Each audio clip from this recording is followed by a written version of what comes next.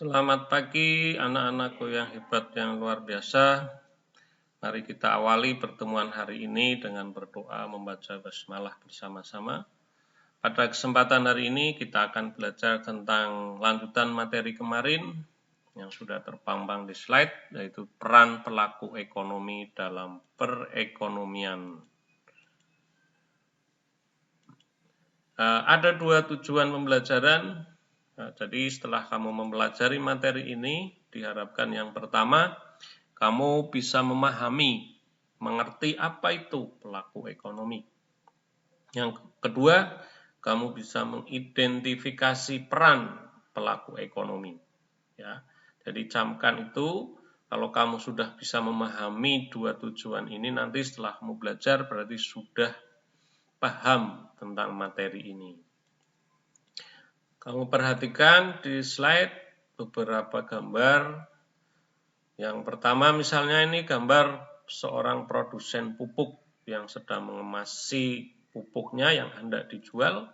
Kemudian yang kedua ada aktivitas siswa-siswa yang membeli makanan di kantin, ya, yang sudah lama tidak kamu lakukan ya karena sekolah ditutup. Yang ketiga, ini sebuah aktivitas di lembaga pemerintah yaitu penarikan pajak. Dan yang keempat, ini gambar distribusi produk impor dari luar negeri atau aktivitas perdagangan antar negara. Nah, dari keempat gambar ini kamu analisa dan diharapkan kamu mampu membuat definisi atau membuat pengertian, memahami apa sih para pelaku ekonomi itu dan apa kegiatan yang dilakukan. Ya, tentunya dengan kamu membaca juga di buku paket halaman 145, nanti kamu akan mendapat gambaran apa sih para pelaku ekonomi itu, siapa sih yang melaksanakan kegiatan ekonomi. Nah, pada dasarnya para pelaku kegiatan ekonomi itu yang pertama adalah rumah tangga konsumen. Ya. Yang kedua, rumah tangga pemerintah, ada masyarakat luar negeri, dan yang keempat ada yang namanya rumah tangga produsen. Nah, ini 4 pelaku utama kegiatan ekonomi dalam suatu negara. Keempat pelaku ekonomi ini tidak bisa bekerja sendiri.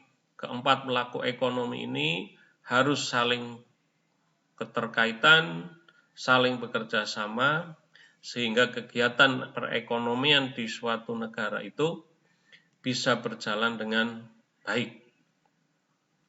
Jadi yang pertama rumah tangga konsumen, ada rumah tangga produsen, rumah tangga pemerintah, dan masyarakat luar negeri. Ini punya peranan yang sangat penting ya, dalam menggerakkan perekonomian suatu negara. Ya, perannya beda-beda, tetapi saling terkait.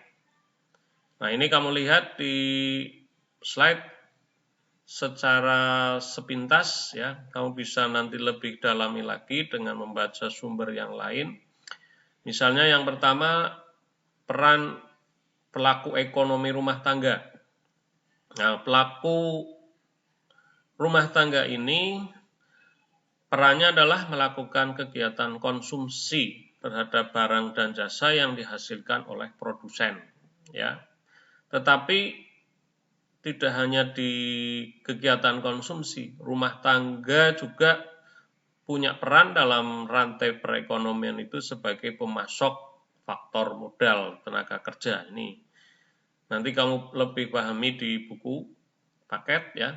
Kemudian rumah tangga perusahaan atau produsen. Ya, perannya jelas yang pertama sebagai produsen. Yang kedua sebagai distributor.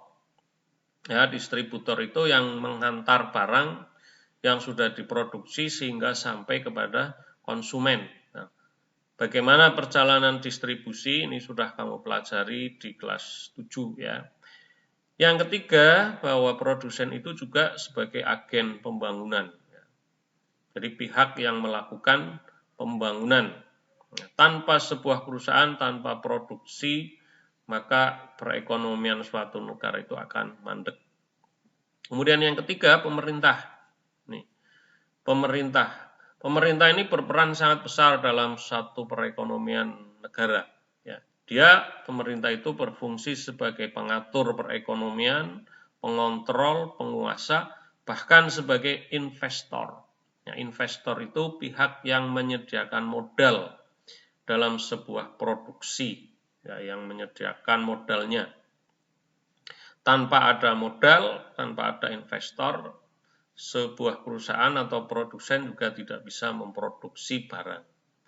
Kemudian yang keempat, masyarakat luar negeri. Nah, masyarakat luar negeri juga berperan sebagai konsumen atau pihak yang menggunakan hasil dari suatu perusahaan. Bisa juga masyarakat luar negeri itu sebagai produsen, karena satu negara itu tidak akan mampu memproduksi semua barang yang dibutuhkan oleh masyarakatnya, sehingga harus membeli, ya, mengimpor dari luar negeri. Masyarakat luar negeri juga berperan sebagai investor, ya, sebagai pendanaan, sumber pendanaan sebuah produksi. Kemudian yang terakhir, masyarakat luar negeri itu juga bisa berperan sebagai tenaga ahli dalam sebuah produksi. Nah, untuk memproduksi suatu barang itu harus ada faktor pendukungnya. Nah, yang pertama, faktor produksi itu adalah alam, faktor produksi alam. Yang kedua, tenaga kerja. Yang ketiga, kewirausahaan, dan yang terakhir adalah modal. Nah, dari keempat faktor produksi ini, ya, juga tidak bisa berdiri sendiri. Keempat-empatnya harus bersinergi, bekerja sama, harus ada semuanya, baru bisa terjadi produksi suatu barang yang dibutuhkan oleh masyarakat. Nah, ini secara sepintas saya uraikan, misalnya faktor produksi alam itu apa? Ya, faktor produksi alam itu segala sesuatu yang sudah disediakan oleh alam. Misalnya hutan, barang tambang, laut, lahan. Ini merupakan faktor produksi alam. Kemudian yang kedua, faktor produksi modal. Nah, yang harus kamu ingat bahwa faktor produksi modal itu tidak harus berwujud uang, ya. Bisa juga modal itu berupa barang. Misalnya mesin, ya, gedung, alat-alat yang digunakan untuk kepentingan produksi. Ini adalah masuk faktor produksi modal. Yang ketiga, yang tidak kalah pentingnya adalah faktor produksi tenaga kerja. Ya. Jelas faktor tenaga kerja ini adalah manusia. Secanggih apapun faktor produksi yang kita miliki, tanpa ada tenaga kerjanya, maka tidak akan terjadi proses produksi. Kemudian yang keempat, kewirausahaan. Ya, jadi suatu keahlian untuk mengatur, mengorganisasikan, mengambil resiko dalam menjalankan usaha, berkreasi, berinovasi. Ini tidak bisa dimiliki oleh semua manusia, ya.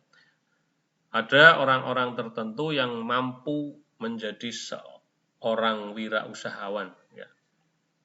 Tapi tidak usah khawatir, kalau kamu mau dan punya motivasi tinggi, siapapun bisa menjadi seorang wirausaha.